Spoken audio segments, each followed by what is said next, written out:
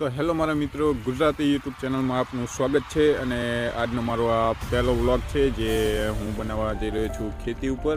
આ મારું ખેતર છે, તો આપણે સ્ટાર્ટિંગ કરીશું મંદિરથી। મંદિરના દર્શન કરીને પછી આપણે આગળની જાણકારી લઈશું।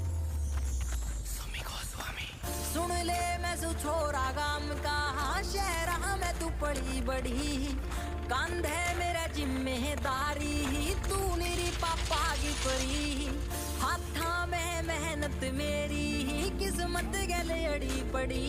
तो मित्रों आ छे अमारुं मंदिर जे घणा वर्षथी अमारा खेतरमां ज स्थापित करेलुं छे अने आना दर्शन करीने आपणे आगळनो व्लॉग स्टार्ट करीशुं।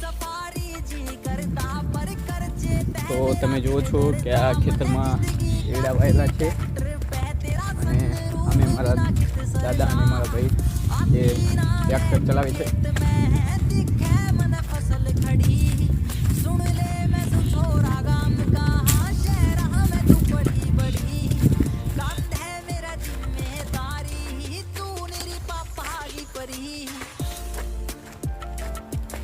तो તમે જોઈ રહ્યા છો આ ખેતર મારું છે અને મારા દાદાએ આમાં એડા વાયેલા છે।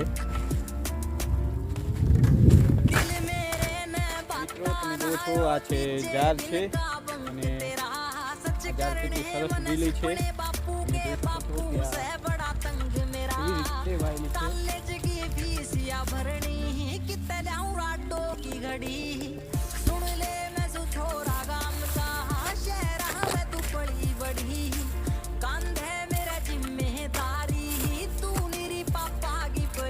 હવે આપણે જોવા જઈશું એડા।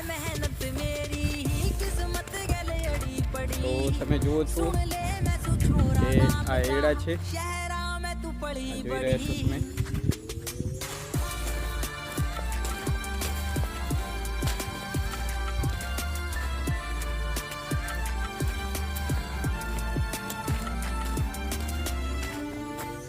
હવે આપણે જઈશું નવું લોકેશન જોવા,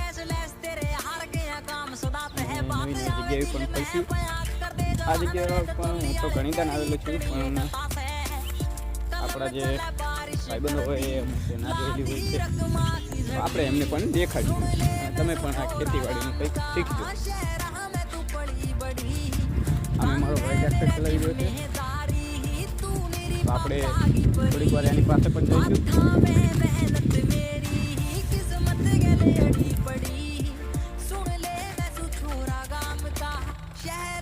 મારા મિત્રો, ખેતી એક એવી વસ્તુ છે ને કે ક્યારેક તમને મળશે અને ક્યારેક તમને નહીં પણ મળે, કારણ કે આમાં તમે મહેનત કરશો તો જ તમને મળશે।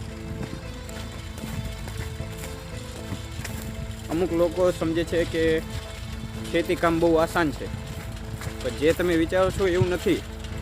આમાં પણ કેટલી મહેનત છે, તમે જોઈ રહ્યા છો। આમાં પાણી પાવું પડે છે અને ખૂબ જ આમાં ધ્યાન રાખવી પડે છે। એક પણ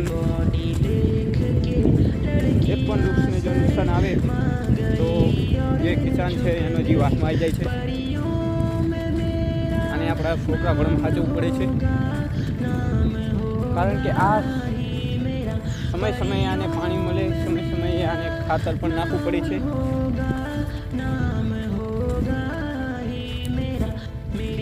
તો મિત્રો તમે આ જુઓ છો કે હું આ ટ્રેક્ટરના હાથી પાછળ બેઠો છું, આગળ મારો ભાઈ ચલાવે છે અને હું આ હાથી પર બેઠો છું। હા, અમે નાખવી છીએ, તમે જુઓ છો।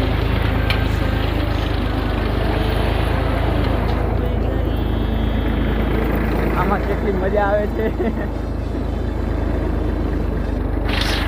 તો આજનો આપણો આ બ્લોગ અહીંયા સમાપ્ત થાય છે। જો તમને આ વિડીયો ગમે તો લાઈક કરો, સબસ્ક્રાઈબ કરો અને કમેન્ટ કરવાનું ના ભૂલતા। તો બાય।